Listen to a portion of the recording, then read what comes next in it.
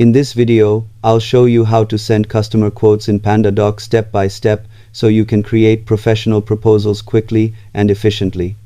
Start from your PandaDoc dashboard and click Create New in the top right. Choose whether to upload an existing quote or use a template for a more structured layout. Next, add your recipients by assigning signees and ensuring their names and emails are correct to avoid delays.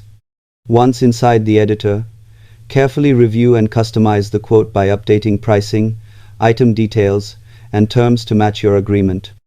If using a template, tailor it to the client for a more personalized touch. Double-check everything for accuracy before proceeding.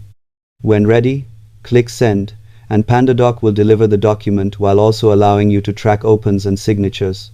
Always review final details to maintain professionalism and avoid errors. Subscribe for more easy tech tutorials.